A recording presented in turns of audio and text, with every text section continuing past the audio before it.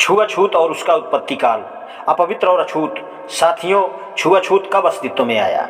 कट्टरपंथी या रूढ़िवादी हिंदुओं का कहना है कि यह अत्यंत प्राचीन काल से चला आ रहा है। उनका कहना है कि छुआछूत का समर्थन न केवल स्मृतियों में मिलता है, जो कि जरा पीछे का है, लेकिन धर्मसूत्रों में भी है, जो कुछ लेखकों के विचार से ईसा के कुछ शताब्दियों पहले के हैं। छुआछूत की उत्पत्ति का अध्ययन करने के लिए जिस सवाल से आरंभ करना होगा वह यह है कि क्या छुआछूत की प्रथा इतनी पुरानी है जितनी पुरानी यह कही जाती है? इस सवाल का उत्तर देने के लिए हमें धर्मसूत्रों की परीक्षा करनी होगी, जिससे हम इस बात का फैसला कर सकें कि जब धर्मसूत्र छुआछूत और अछूतों की बात कहते हैं तो उनका अर्थ क्या है।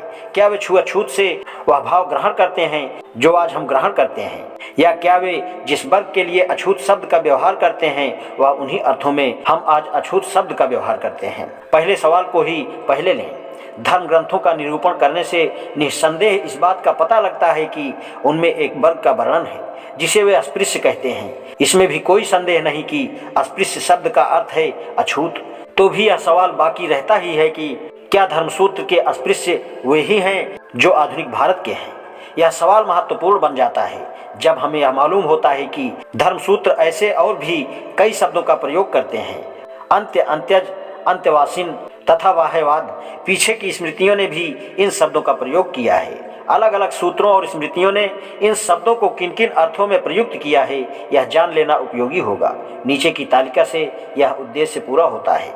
विष्णु धर्मसूत्र 5:104, स्मृति कात्यायन कारिका 4:33, 7:83, वशिष्ठ धर्मसूत्र 16:30, मनुस्मृति 4:79, 8:68, आपस्तंभ धर्मसूत्र 3:1, याज्ञवल्क्य की स्मृति 1:148, 197, अत्रि स्मृति 25, आपस्तंभ धर्मसूत्र 12:39, 18, 7, मनुस्मृति 2:8, विष्णु धर्मसूत्र 15:14, 7, नारद स्मृति 1:114, गौतम धर्मसूत्र 31:23, 32, मनुस्मृति 4:79, 10, 39, वशिष्ठ धर्मसूत्र 18:3, महाभारत शांति पर्व स्मृति 141, 29, 32, मध्यमांगिरस याज्ञवल्क्य धर्मसूत्र 280 पर मिताक्षरा स्मृति में उद्धत किया है।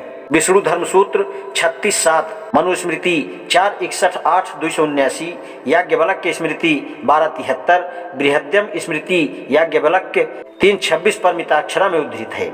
अत्रि स्मृति वेदव्यास स्मृति 1:12-13। दूसरा सवाल है कि अंत्य, अंत्यवासिन तथा बाह्य शब्दों से जिन वर्गों का बोध होता है, क्या अस्पृश्य शब्द से जिसका शब्दार्थ अछूत है भी उन्हीं वर्गों का बोध होता है? दूसरे शब्दों में यह एक ही वर्ग के लोगों के लिए अलग अलग नाम है।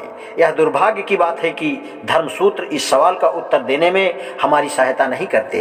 अस्पृश्य शब्द दो जगह आता है, एक सूत्र में तथा एक स्मृति में, लेकिन एक भी जगह उन जातियों की गिनती नहीं की गई है जिनका यह शब्द द्योतक है। यही हाल अंत शब्द का है। हालांकि अंत शब्द 6 जगह आता है, 2 सूत्रों में और 4 स्मृतियों में, लेकिन एक भी जगह यह नहीं बताया गया है कि वे कौन हैं।